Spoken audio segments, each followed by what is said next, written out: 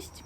Witajcie w nowym filmie na moim kanale. Mam nadzieję, że będzie mnie słychać, a nie ptaki, które teraz latają nade mną i polują, podejrzewam, na jakieś owady. A są to jeżyki, więc w sumie dobrze, niech latają, bo nie mamy komarów przynajmniej. Ale dzisiaj przychodzę z takim filmem, na który wpadłam czytając książkę o Jeffrey Dahmerze. Niestety tej książki, od razu powiem, nie ma po polsku, jest albo po angielsku, ja mam ją w wydaniu rosyjskim. Jestem na 113 stronie, więc też nie mam pełnej perspektywy jeszcze tej książce. Natomiast pomyślałam, że zrobię takie książki z tematem, które jakby opisują temat trochę takich morderców, psychopatów, coś takiego, bo trochę już temat, troszkę w pewien sposób temat liznęłam, więc pomyślałam, że może to być fajny film. Może zacznę od książki, którą już przeczytałam. Jest to książka o Tedzie Bundym, Bestia obok mnie. Z tego, co ja wiem o tej książce, to, że napisała ją osoba, która tak naprawdę Teda Bundy'ego znała. Więc ta książka właśnie z tej perspektywy jest bardzo ciekawa. I ja tutaj wkleję to zdjęcie, żeby było cały czas, żeby tak cały czas z telefonu nie pokazywać. Natomiast jest to książka o tyle ciekawa, że tak naprawdę Ann Rule, która napisała tę książkę, tak naprawdę do końca nie spodziewała się, że taki miły i uroczy chłopak, jakim jest Ted Bundy, mógł zrobić to, co zrobił. A jak na pewno sporo osób czytało, był to seryjny morderca, który zabijał kobiety i na jego koncie jest bardzo dużo morderstw. Nie do końca wiem liczby, ale tam naprawdę sporo osób było zabitych przez niego, w zasadzie kobiet. I on miał kobiety, które wszystkie były do siebie podobne. To jest też ciekawe, że on jakby jeden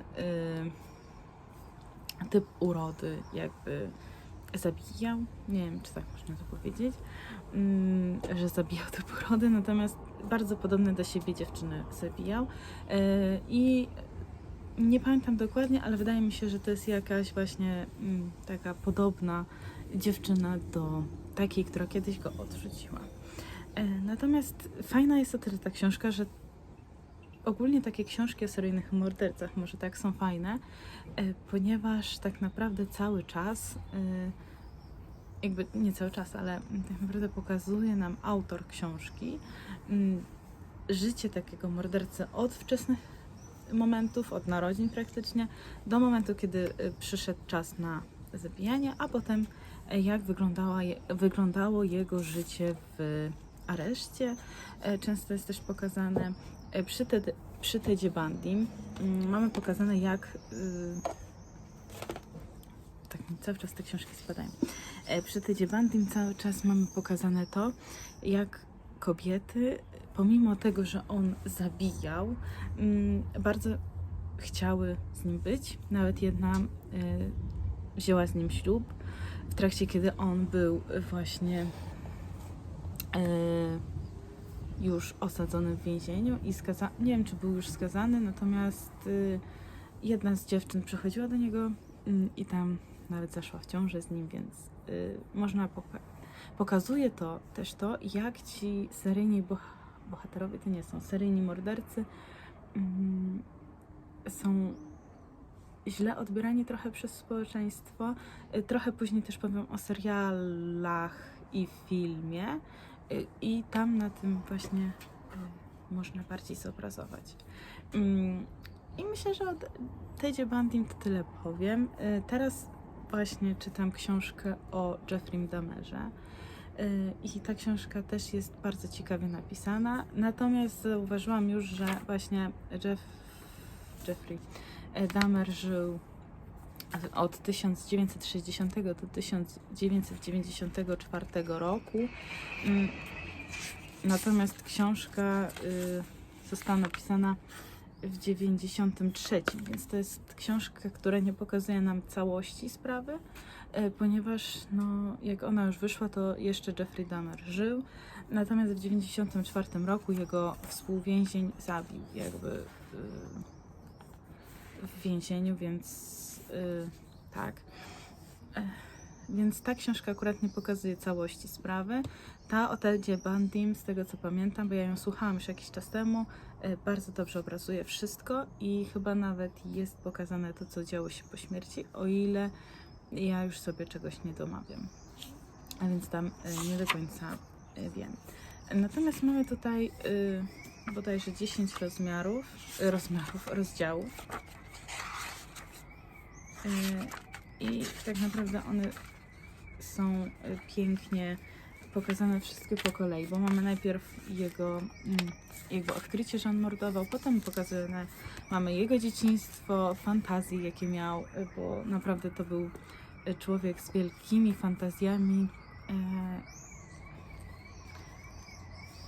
Zaraz, zapomniałam słowa na N.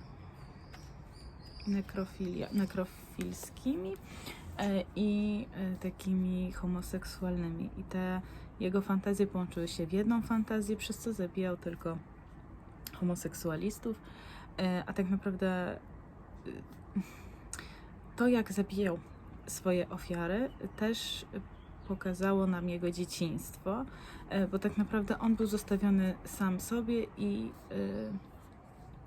był bardzo opuszczonym dzieckiem, chociaż nie chodził głodny ani nic, no to jego rodzice zajmowali się bardziej sobą i młodszym bratem niż Jeffrey, bo Jeffrey nigdy nie okazywał uczuć, więc jemu nic nie jest, tak?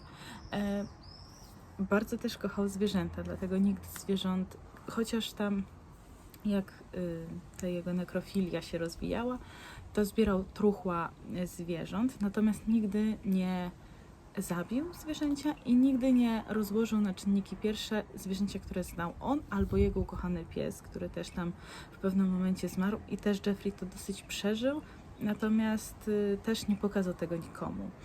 Uciekał w świat alkoholu i alkohol sprawiał, że przestawał myśleć o tym, że został opuszczony przez wszystkich, a został opuszczony przez to, że tak, matka całe życie jego miała depresję i on się obwiniał o to, że na przykład jego właśnie o to się obwiniał, że to on spowodował, że jego mama ma depresję.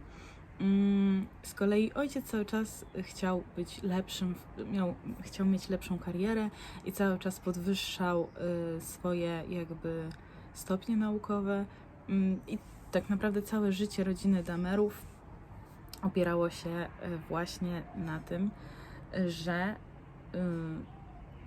podporządkowywane jest to życie do ojca. Bardzo często się przeprowadzali i tak naprawdę rodzice bardzo nie tak bardzo zwracali uwagę na to, co chce Jeffrey, więc on czuł się cały czas opuszczony. Jest też jeden przypadek z jego dzieciństwa, a w zasadzie już z takiej dorosłości trochę. Jego rodzice się rozwiedli po pewnym czasie, ponieważ już nie mogli znieść siebie i cały czas się kłócili, nie chcieli też tych kłótni, więc Jeffrey wraz z bratem dorastali w takiej atmosferze cały czas kłótni. I tu też jest taki fragment, gdzie Jeffrey mówi, że on nigdy nie myślał o sobie jako w małżeństwie o sobie, ponieważ nie chce przeżywać tego, co przeżywali jego rodzice i nie chce też skazywać kogoś drugiego na takie życie, bo on miał bardzo zły obraz na przykład małżeństwa, który pokazali mu jego rodzice. Więc tak, no i pierwsze jego morderstwo, które on tak naprawdę przez wiele lat wspominał i to morderstwo tak na nim zarzutowało, też było z powodu tego, że rodzice się rozwiedli, matka wyjechała, zostawiła syna samego sobie tak naprawdę. Powiedziała, że sobie poradzisz. Ojciec nie wiedział o tym, że syn został sam.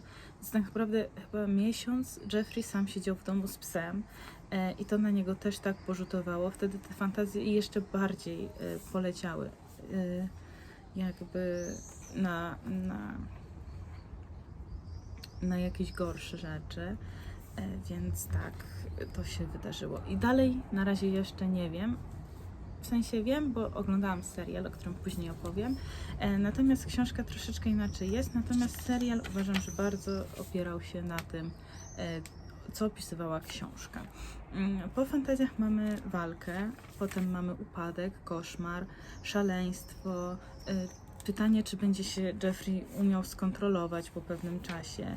Okazywało się, że jeżeli nie pił, to nie miał tych zapętów takich morderczych, natomiast on był takim alkoholikiem, który powraca do tego swojego nałogu i tak naprawdę już od liceum on pił, więc nie mógł już sobie pozwolić na życie bez alkoholu, chociaż on się nawracał i kilka razy rzucał alkohol, natomiast no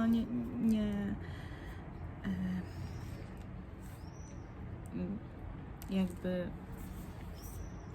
nie dawał rady do końca rzucić, bo w pewnym momencie dopadała go jego przeszłość i powodowało to, że on chciał powrócić. No i potem mamy jeszcze sąd, no i to co jakby świadectwo Jeffrey'ego Dahmera, nie wiem czy tak można to nazwać, natomiast to jak ta sprawa Jeffrey'ego Dahmera oddziaływała i na rodzinę, i na ludzi, którzy go znali, i nie tylko, na opinię publiczną ogólnie, jak to miało wpływ.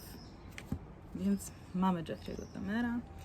No i mam jeszcze jedną książkę właśnie taką o osobie, o Billym Milliganie, który miał 24 twarze. Czyli miał taki rozszczepienie osobowości. Niestety jeszcze nie przeczytałam tej książki, chociaż myślę, że po Jeffrey Dahmerze ja właśnie sięgnę po książkę Daniela Case'a, ponieważ bardzo ciekawi mnie ta sprawa, gdyż tutaj mamy właśnie Billiego, który miał w sobie, jakby w swojej głowie 24 osoby. Każda osoba miała inny charakter, każda osoba odpowiadała na co innego, każda osoba robiła co innego, więc tak naprawdę bardzo mnie ciekawi ta sprawa. On też z tego co wiem, to też chyba zabijał, chociaż nie do końca wiem o tym, bo nie czytałam. Natomiast mogę przeczytać, co tu jest w opisie. USA, koniec lat 70. ubiegłego wieku. Na Uniwersytecie Stanowym Ohio dochodzi do serii gwałtów na studentkę. Policja szybko namierza sprawcę, jest nim młody mężczyzna William Billy Milligan. Właśnie często William to Billy. Ciekawe.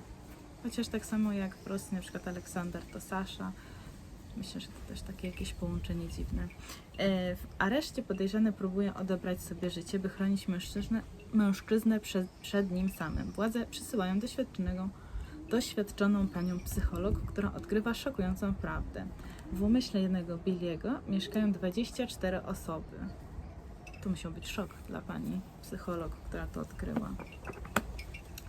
Dawid ma 8 lat i jest pochłonięty przez ból. 14-letni Danny został kiedyś żywcem zakopany pod ziemią. Kevin handluje narkotykami, Ragan kontroluje nienawiść, April chce zabić ojczyma, a Dalana próbuje zaspokoić swoje homoseksualne pragnienia.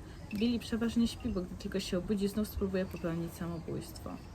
To tylko kilka z 24 twarzy Williama Milligana, jednego z najdziwniejszych przypadków, o jakich słyszały współczesna medycyna i wymiar sprawiedliwości. Jak nie popaść w obłęd, słysząc w głowie rozkazy wydawane z serbskim akcentem, płaczliwe zawodzenie małego chłopca lub determinację spragnionej czułości lesbijki. Kim są te postaci?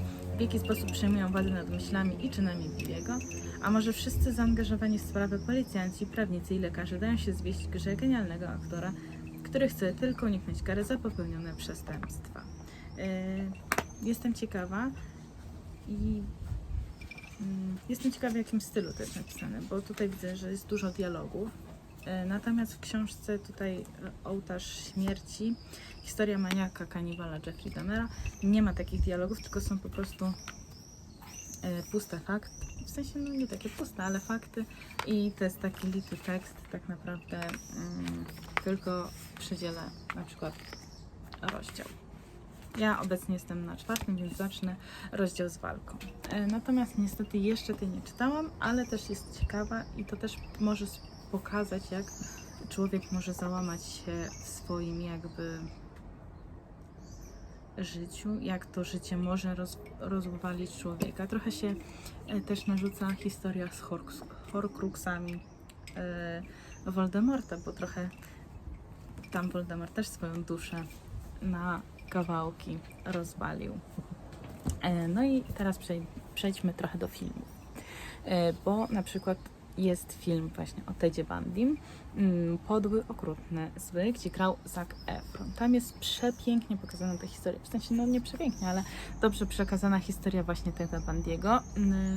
Bardzo dobrze pokazane jest to wszystko, tylko uważam, że trochę słabo, że takiego przystojnego aktora dali na Teda Bundy'ego, chociaż Ted Bundy też był uważany za takiego przystojnego mężczyznę. Natomiast przez to, że to taki popularny aktor, dużo młodzieży jakby zaczęło oglądać ten film i też uważam, że to nie był dobry zabieg, ponieważ w pewnym momencie był taki szał, ja pamiętam, na to, że super, że Ted Bundy jest takim moim idolem, w sensie nie moim, ale że ludzie mówili, że jest takim idolem i że fajny mężczyzna i że tak naprawdę on się pogubił i ludzie tego nie zauważyli, nie chcieli mu pomóc, więc dużo ludzi zaczęło bronić Teda Bundy'ego, chociaż tak naprawdę to, co robił, było niezwykle złe i nie powinno mieć to miejsca. Kolejny serial, jaki uważam, że z jednej strony dobrze, że powstał, z drugiej strony nie, to jest właśnie o Jeffrey Dahmerze, ponieważ pierwsze odcinki tak naprawdę pokazują nam, że tak naprawdę ten człowiek był zły i to, co robił, nie powinno mieć miejsca. Natomiast mniej więcej od odcinka 5 zaczynamy współczuć głównemu bohaterowi, czyli naszemu maniakowi i tak naprawdę staramy się go wybielić i wybronić, więc uważam, że ten zabieg jest zły.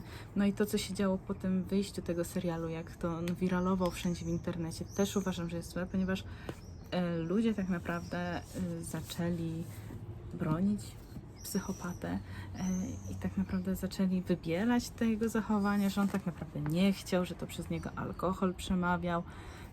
No ale jednak zrobił to, co zrobił i robił to świadomie, bo wiedział, tutaj można wyczytać z tego, co nawet Jeffrey mówi tutaj w tej książce, że on wiedział, co robi, że on dokładnie wiedział, co robi, tylko po prostu poddawał się swoim zwierzęcym instynktom. No i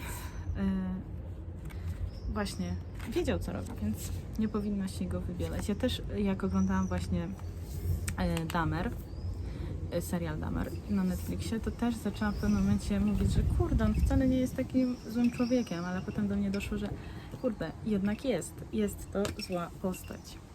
No i z takiej wymyślonej fikcji o takich psychopatach to świetnie obrazuje to serial i książka, chciałam powiedzieć film, i książka Ty, bo mamy tutaj Joe Goldberga, który właśnie jest takim trochę maniakiem, psychopatą, można go nazwać, bo też jest pokazany cały mechanizm, jak został opuszczony przez matkę, przez ojca, jak starał się obronić swoje ukochane, jak